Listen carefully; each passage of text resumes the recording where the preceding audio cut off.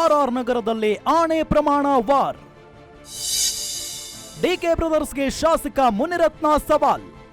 ಕಳೆದ ವಿಧಾನಸಭೆ ಚುನಾವಣೆಯಲ್ಲಿ ಬೆಂಗಳೂರಿನಲ್ಲಿ ಹೈ ವೋಲ್ಟೇಜ್ ಕ್ಷೇತ್ರವಾಗಿದ್ದು ಆರ್ಆರ್ ನಗರ.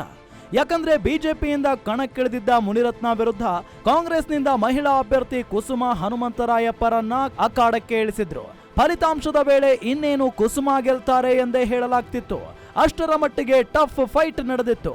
ಆದ್ರೆ ಮುನಿರತ್ನನೇ ಕ್ಷೇತ್ರದಲ್ಲಿ ಗೆದ್ದು ಬೇಗಿದ್ರು. ಆದ್ರೆ ಅಧಿಕಾರಕ್ಕೆ ಬಂದಿದ್ದು ಕಾಂಗ್ರೆಸ್ ಸರ್ಕಾರ. ಅಲ್ಲಿಂದ ಶಾಸಕ ಮುನಿರತ್ನರನ್ನ ಸರ್ಕಾರ ಟಾರ್ಗೆಟ್ ಮಾಡುತ್ತಾ ಬರುತ್ತಿದೆ ಅಂತ ಆರೋಪ ಮಾಡುತ್ತಲೇ ಬರ್ತಿದ್ದಾರೆ. ಈಗ ಮತ್ತೊಂದು ಬಿಗ್ ಹೇಳಿಕೆ ನೀಡಿದ್ದು ರಾಜಕೀಯದಲ್ಲಿ ಸಂಚಲನವನ್ನೇ ಮೂಡಿಸಿದೆ.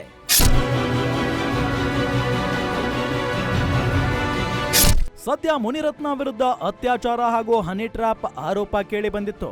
ಆದ್ರೆ ಅದನ್ನ ಬಿಜೆಪಿ ಶಾಸಕ ಅಲ್ಲಗಳೆದಿದ್ದು ಇದನ್ನ ಡಿಕೆ ಬ್ರದರ್ಸ್ ಮಾಡಿಸಿದ್ದಾರೆ ಅಂತ ನೇರವಾಗಿ ಆರೋಪ ಮಾಡಿದ್ರು.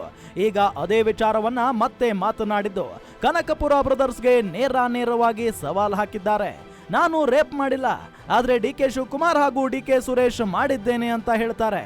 ಅವರು ಹೇಳೋದು ನಿಜವೇ ಆದ್ರೆ ಆಣೆ ಪ್ರಮಾಣಕ್ಕೆ ಬರಲಿ ಅಂತ ಸವಾಲ್ ಹಾಕಿದ್ರು. ಇಂಥ ಕರ್ಮ ಯಾರಿಗೂ ಬೇಡ. ಬಂದ್ಬಿಟ್ಟು ನೀವ್ ಹೇಳಿದ ಕಡೆ ನಾನು ಪ್ರಮಾಣ ಮಾಡ್ತೀನಿ, ನಾನು ಅತ್ಯಾಚಾರ ಮಾಡಿಲ್ಲ. ನೀವು ಸುಳ್ಳು ಕಂಪ್ಲೇಂಟ್ ಕೊಡಿಸ್ಲಿಲ್ಲ ಅಂತ ನೀವು ಪ್ರಮಾಣ ಮಾಡಿ ನೋಡೋಣ. ಬನ್ರಿ ಹೋಗೋಣ. ನೀವು ಕರೆದ ಕಡೆ ಬರ್ತೀನಿ, ಎಲ್ಲಾದ್ರೂ ಸರಿ. ನೀವು ನಿಮ್ಮ ಮನೆಯಲ್ಲಿ ಕುಂತ್ಕೊಂಡು ಅತ್ಯಾಚಾರ ಪ್ರಕರಣ ದಾಖಲಿಸೋದಿಕ್ಕೆ ನೀವೆಷ್ಟು ಕುಮ್ಮು ಕೊಟ್ಟಿದ್ದೀರಾ, ಎಷ್ಟು ಅವರಿಗೆ ಆಸೆ ಹುಟ್ಟಿಸಿದ್ದೀರಾ, ಎಷ್ಟು ಅವರಿಗೆ ಆಮಿಷ ಒಡ್ಡಿದ್ದೀರಾ, ಎಲ್ಲ ಪ್ರಮಾಣ ಮಾಡೋಣ. ಬನ್ರಿ, ನಾನು ಪ್ರಮಾಣ ಮಾಡ್ತೀನಿ. ಕರೆದ ಕಡೆ ಅತ್ಯಾಚಾರ ಪ್ರಕರಣ ಇದು ಸುಳ್ಳು, ನಾನು ಅತ್ಯಾಚಾರ ಮಾಡಿಲ್ಲ ಅಂತ ನಾನು ಪ್ರಮಾಣ ಮಾಡ್ತೇನೆ. ನೀವು ಮಾಡಿ ನೋಡೋಣ. ಬನ್ರಿ, ಯಾವಾಗ ಕರೆದ್ರು ಬರ್ತೀನಿ, ಎಲ್ಲಿ ಕರೆದ್ರು ಬರ್ತೀನಿ. ಮತ್ತೊಂದು ಸ್ಫೋಟಕ ಹೇಳಿಕೆ ನೀಡಿರೋ ಮುನಿರತ್ನ ಇದೇ ವಿಚಾರದಲ್ಲಿ ಡಿಕೆ ರವಿ ಹೆಸರು ತಂದಿದ್ದಾರೆ. ಡಿಕೆ ರವಿ ಬದುಕಿದ್ರೆ ನನಗೆ ಈ ಪರಿಸ್ಥಿತಿ ಬರ್ತಾ ಇರಲಿಲ್ಲ, ಡಿಕೆ ಸುರೇಶ್ ಸೋಲುತ್ತಿರಲಿಲ್ಲ, ಡಿಕೆ ಶಿವಕುಮಾರ್ ಮುಖ್ಯಮಂತ್ರಿ ಆಗೋದನ್ನ ಯಾರಿಂದಲೂ ತಪ್ಪಿಸಲು ಸಾಧ್ಯ ಇರಲಿಲ್ಲ. ಆದ್ರೆ ಆತ ಸತ್ತು ನನ್ನ ಮೇಲೆ ರೇಪ್ ಕೇಸ್ ಹಾಕಿದ್ರು, ಜೈಲಿಗೆ ಕಳುಹಿಸಿದ್ರು ಅಂತ ಆರೋಪ ಮಾಡಿದ್ದಾರೆ.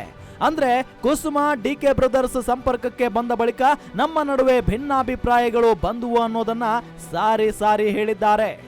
ಆ ಡಿಕೆ ರವಿ ಜೀವಂತವಾಗಿದ್ದಿದ್ರೆ ನಾನು ಜೈಲಿಗೆ ಹೋಗ್ತಾ ಇರಲಿಲ್ಲ. ಗೊತ್ತಾ ನಿಮ್ಗೆ?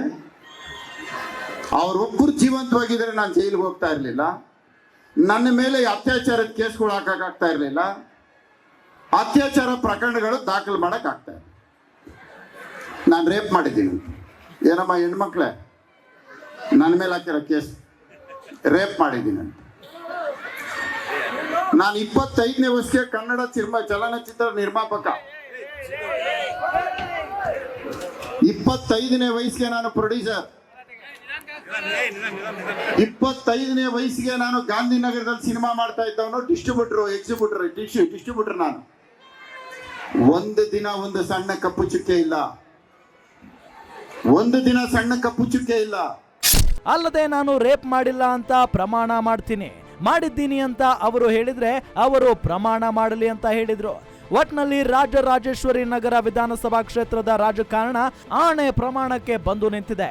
ಇದಕ್ಕೆ ಡಿಕೆ ಶಿವಕುಮಾರ್ ಹಾಗೂ ಡಿಕೆ ಸುರೇಶ್ ಯಾವ ರೀತಿ ಪ್ರತಿಕ್ರಿಯೆ ನೀಡ್ತಾರೆ ಅನ್ನೋದನ್ನ ಕಾದು ನೋಡಬೇಕು.